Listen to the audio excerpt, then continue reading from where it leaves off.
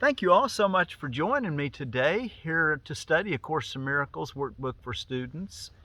We're reading from the original edition, February the 22nd of 2023, Lesson 53, and it's a review of Lessons 11, 12, 13, 14, and 15. Today we will review the following. My meaningless thoughts are showing me a meaningless world. I'm upset because I see a meaningless world. A meaningless world engenders fear. God did not create a meaningless world. My thoughts are images which I have made. Now I'm going to put a word between those to connect them now. My meaningless thoughts are showing me a meaningless world, and I'm upset because I see a meaningless world. Because a meaningless world engenders fear, because I think I'm in competition with God. But God did not create a meaningless world. I recognize my thoughts are images which I have made. And I'm making a meaningless world. My meaningless thoughts are showing me a meaningless world. Well, you can also, we're trying to find our real thoughts. Remember, it said in that lesson that God is the source of all meaning. So God created a meaningful world, and you can see that. Anyway, we're still in the undoing process right now. So be sure to do your 7 meditations today for at least 2 minutes each, and you can do more. One where you review all of them, read it, the whole page, and then sit for 2 minutes. And then read one section at a time for the day. And you can squeeze them all in real close if you have to. If you're like me, you sometimes get towards the end of the day and you haven't done all your 2 minutes because you've been busy doing other things or driving or whatever. So I'll squeeze 3 or 4 together sometimes. But I do open my eyes between them and then go back into another 2, read the next section and then do another 2-minute meditation. Well, it's probably best to stagger them throughout the day. And I kind of think about it all day long, but to do the official meditation, you can't be driving. And if I'm driving all day, well, then you kind of got to squeeze them together a little closer. My meaningless thoughts are showing me a meaningless world. Since the thoughts of which I am aware do not mean anything, the world which pictures them can have no meaning. What is producing this world is insane, and so is what it produces. Reality is not insane, and I have real thoughts as well as insane ones. I can therefore see a real world if I look to my real thoughts as my guide for seeing. 12. I am upset because I see a meaningless world. Insane thoughts are upsetting. They produce a world in which there is no order anywhere. Only chaos rules a world which represents chaotic thinking, and chaos has no laws. I cannot live in peace in such a world. I'm grateful that this world is not real, and that I need not see it at all unless I choose to value it. Let's read that sentence again. I am grateful that this world is not real, and that I need not see it at all unless I choose to value it. And I do not choose to value what is totally insane and has no meaning. We can make that commitment. A meaningless world engenders fear. The totally insane engenders fear because it is completely undependable and offers no ground for trust. Nothing in madness is dependable. It holds out no safety and no hope, but such a world is not real. I have given it the illusion of reality and have suffered from my belief in it. Now I choose to withdraw this belief and place my trust in reality.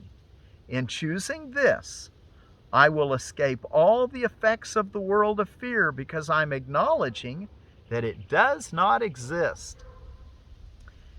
God did not create a meaningless world, thankfully. God did not create a meaningless world. How can a meaningless world exist if God did not create it? He is the source of all meaning, and everything that is real is in His mind. It is in my mind too, because He created it with me. Can you say that? It is in my mind too, because He created it with me. Why should I continue to suffer from the effects of my own insane thoughts when the perfection of creation is my home? The perfection of creation is my home. Let me remember the power of my decision and recognize where I really abide. My thoughts are images which I have made. My thoughts are images which I have made. Whatever I see reflects my thoughts. It is my thoughts which tell me where I am and what I am. The fact that I see a world in which there is suffering and loss and death shows me that I'm seeing only the representation of my insane thoughts, and am not allowing my real thoughts to cast their beneficent light on what I see. Yet God's way is sure. The images I have made cannot prevail against him, because it is not my will that they do so. My will is his, and I will place no other gods before him. Isn't that just wonderful? My meaningless thoughts are showing me a meaningless world, and I'm upset because I'm seeing a meaningless world. Because a meaningless world engenders fear, because I think I'm in competition with God. But God did not create a meaningless world.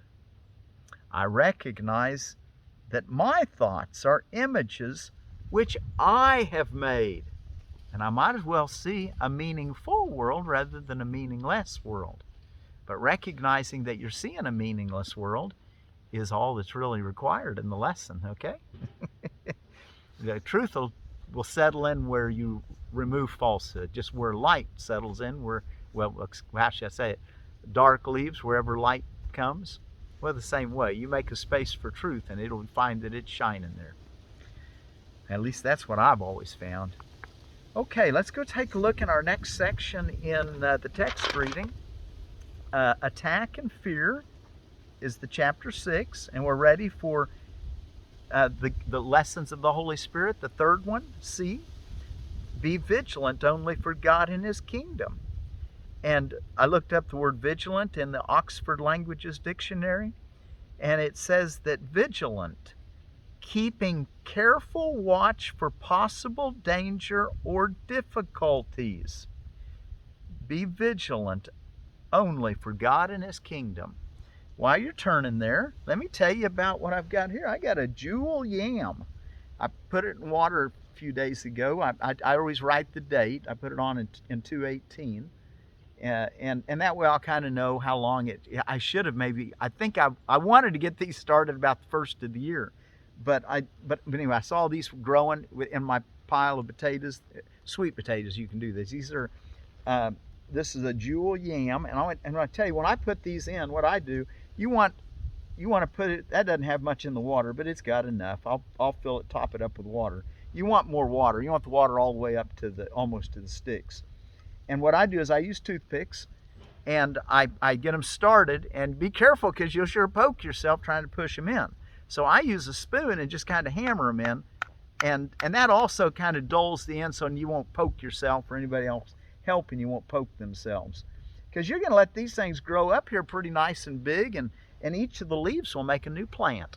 And we'll get into that. But let me tell you what it says about sweet potatoes in general. I found this on AustinOrganicsGardeners.org.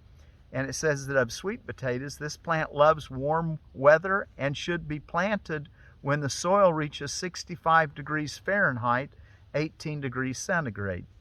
The slips take about 4 to 6 weeks to mature, so you should be starting sweet potato slips indoors about 6 weeks before the last frost.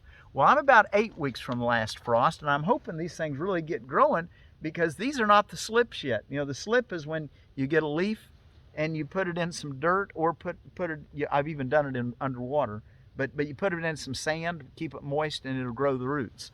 So we got to get our slips first, which are the vines, and then we'll cut them into little pieces. Okay, so that'll be our sweet potato slips. So we'll kind of watch this and kind of see. But I'm encouraging you, I'm in zone 6. based on what zone you're in, do it either earlier than me or later than me. That's why I encourage you to know what zone, agricultural zone you live in. And this is a jewel yam. It's said on it, and I just buy these to eat. And well, this one, it said jewel yam, so I'm planting a jewel. I don't know anything about how they do as far as growing in the Ozarks, but I'll figure it out, and we'll look into it. But what I did find about it, and what is the difference between a sweet potato and a yam? And I found this on the Library of Congress, loc.gov website. Yams are a monocot, which is a plant having one embryonic seed leaf. And the yams are from the Dioeciaceae, or the yam family. Sweet potatoes, which are often called yams, are a dicot, a plant having two embryonic seed leaves. When the seed first comes up, it'll make either one leaf or two.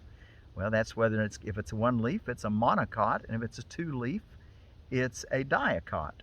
A plant having two embryonic seed leaves are from the, if they have two, they're the Convolvulaceae, or the morning glory family. The Ipomoea, and that's the genus, the morning glory family. So this is the same family, the sweet potatoes. Even though it's called a yam, it's called a jewel yam, right on the sticker on it. But it's actually a sweet potato. It's an Ipomoea batatas. So the jewel yam is a sweet potato. They're not a true yam, but rather a sweet potato. They're an Ipomoea. Ipomoea. All right, now let's go take a look at our be vigilant only for God and His kingdom. For your own salvation, you must be critical, since your salvation is critical to the whole sonship. We said before that the Holy Spirit is evaluative and must be. Yet His evaluation does not extend beyond you, or you would share it. In your mind, and your mind only. He sorts out the true from the false and teaches you to judge every thought that you allow to enter your mind in the light of what God put there. This is the Holy Spirit's work.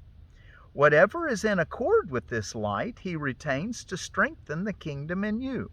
What is partly in accord with truth, He accepts and purifies. But what is out of accord entirely, He rejects by judging against. This is how He keeps the kingdom perfectly consistent and perfectly unified. 83. What you must remember, however, is that what the Holy Spirit rejects, the ego accepts. This is because they are in fundamental disagreement about everything. Being in fundamental disagreement about what you are. So ego thinks you're a separate being and can make your own decisions what you're going to do, which you can make your own decisions, but it's in competition with God. It's the authority problem. The ego's beliefs on this crucial issue about what you are, and the ego's beliefs on this crucial issue vary, and that is why it promotes different moods. The Holy Spirit never varies on this point of what you are, and so the one mood He engenders is joy. Isn't that great to know? He protects it, your joy, by rejecting everything that does not foster joy. And so He alone can keep you wholly joyous. The only whole state is wholly joyous. The Holy Spirit does not teach your mind to be critical of other minds, because He does not want you to teach errors and learn them yourself. Wow, isn't that nice? He would hardly be consistent if He allowed you to strengthen what you must learn to avoid. In the mind of the thinker, then, He is judgmental, but only in order to unify the mind so that it can perceive without judgment. This enables the mind to teach without judgment, and therefore to learn to be without judgment. The undoing is necessary only in your mind, so that you cannot project falsely. The undoing is necessary only in your mind, so that you cannot project falsely. God himself has established what you can project with perfect safety. Therefore, the Holy Spirit's third lesson is be vigilant only for God and his kingdom. Be vigilant. Be vigilant only for God and his kingdom. Okay, let's put in the word vigilant. Let's use our little way of expanding our awareness by using the definition. Keeping careful watch for possible danger and difficulties. Be keeping careful watch for possible danger or difficulties only for God and his kingdom. Be vigilant only for God and his kingdom. Okay, so be keeping careful watch for possible danger or difficulties only for God and his kingdom. Be watchful that you stay in the kingdom of joy. And when your joy is missing, or your peace has been missing a little bit, even a little bit, no, there's unforgiveness hiding in your mind. And you need to step back and ask for help. This is a major step toward fundamental change. Yet it is still a lesson in thought reversal, since it implies that there is something you must be vigilant against. It has advanced far from the first lesson, which was primarily a reversal, and also from the second, which was essentially the identification of what is more desirable. This step, which follows from the second, as the second follows from the first, emphasizes the dichotomy between the desirable and the undesirable. It therefore makes the ultimate choice inevitable. 87. While the first step seems to increase conflict, to have, give all to all, seems to increase conflict, the second step, to have peace, teach peace, to learn it, the second step still entails it to some extent. This one calls for consistent effort against it. Be vigilant only for God and his kingdom. Calls for consistent effort against the ego's thoughts, the meaningless world we're talking about in our lesson. We said already that you can be as vigilant against the ego as for it. This lesson teaches not only that you can be, but that you must be. It does not concern itself with order of difficulty, but with clear-cut priority for vigilance. This step is unequivocal in that it teaches there must be no exceptions, although it does not deny that the temptation to make exceptions will occur. Here, then, your consistency is called on, despite chaos. Even in the temptations of chaos. But he says, your consistency. What was I supposed to do? I'm supposed to be vigilant only for God and his kingdom. I'm supposed to watch out that I stay joyful. Okay, stay peaceful. Stay happy. Stay in tune with God. Be loving. Those are all the same things. To be practicing forgiveness, looking at the world through the eyes of Christ, the vision of Christ, the forgiven world, the miracle mindedness, right mindedness. All those things are the same. The kingdom of heaven. That's what we want to stay in. We want to be vigilant that we stay there. And when we fall out even a little bit, we want to say, the red lights are blinking. It's time to see another opportunity to find out what I thought that God doesn't think. And look at it with joy. Even the red light blinking can be looked at with joy. Okay? As long as, paragraph 88, as long as you must be vigilant against anything. Wait, there's a little bit more to that last paragraph. So he says, it does not concern itself with order of difficulty, but with clear-cut priority for vigilance. This step is unequivocal in that it teaches there must be no exceptions, although it does not deny that temptation to make exceptions will occur. Here, then, your consistency is called upon despite chaos. Yet chaos and consistency cannot coexist for long, since they are mutually exclusive. 88. As long as you must be vigilant against anything, however, you are not recognizing this mutual exclusiveness and are holding the belief that you can choose either one. By teaching what to choose, the Holy Spirit will ultimately be able to teach you that you need not choose at all. This will finally liberate your will from choice and direct it towards creation within the kingdom.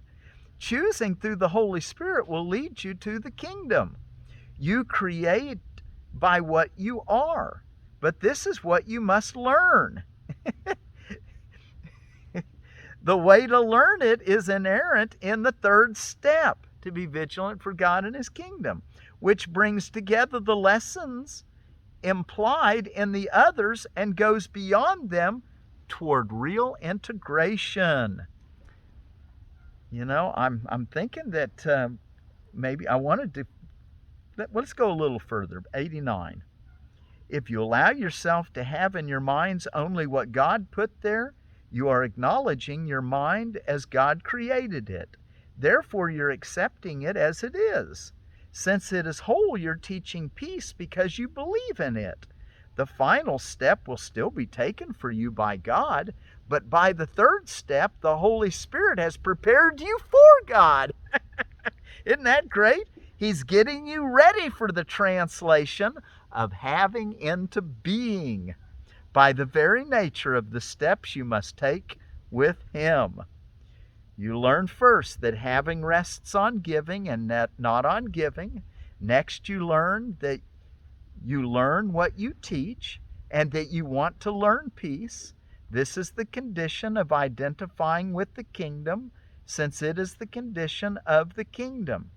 You have believed that you are without the kingdom and have therefore excluded yourself from it in your belief. It is therefore essential to teach you that you must be included and that the belief that you are not is the only thing that you must exclude. The third step is thus one of protection for your minds, allowing you to identify only with the center, where God placed the altar to Himself. We have already said that altars are beliefs, but God and His creations are beyond belief because they are beyond question. The voice for God speaks only for the belief beyond question, which is the preparation for being without question. As long as belief in God and His kingdom is assailed by any doubts in your minds, His perfect accomplishment is not apparent to you. That is why you must be vigilant on God's behalf. Be vigilant on God's behalf. The ego speaks against His creation and therefore does engender doubt. You cannot go beyond belief until you believe fully. And we went way further than what we're going to pick up and read. We're going to probably pick up on paragraph 89 tomorrow, even though we read past it today. Okay. Now we know what my meaningless thoughts are showing me a meaningless world. And I think I can better kind of share what I've been thinking about this just by singing it. So let's just end by a song.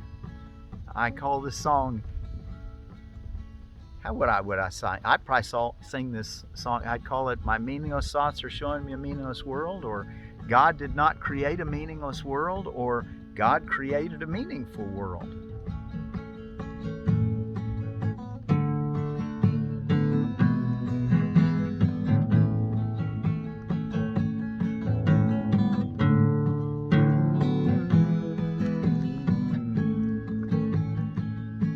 My meaningless thoughts are showing me a meaningless world, and I am upset because I see a meaningless world, because a meaningless world engenders fear, because I think I'm in competition with God. A meaningless world engenders fear,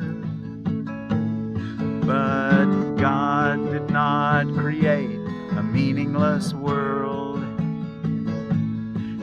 God did not create a meaningless world. God did not create a meaningless world.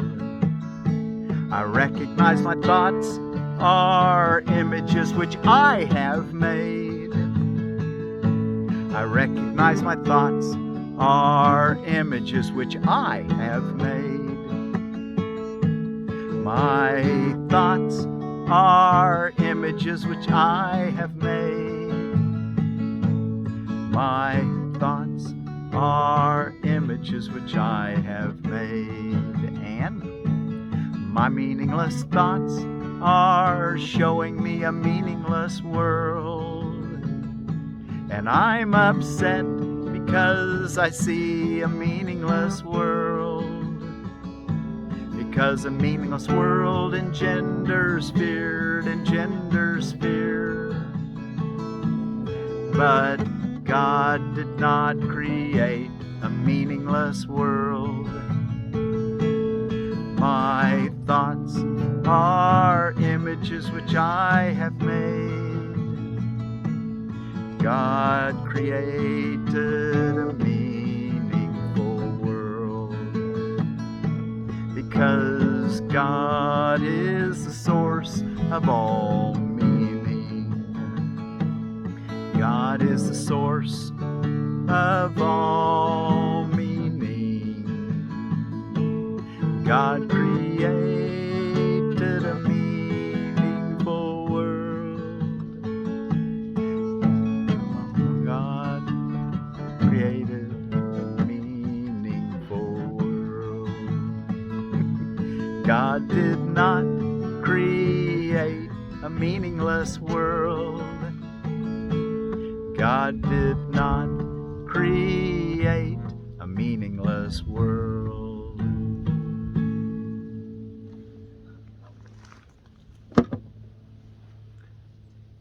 My meaningless thoughts are showing me a meaningless world. I'm upset because I see a meaningless world. A meaningless world engenders fear. God did not create a meaningless world.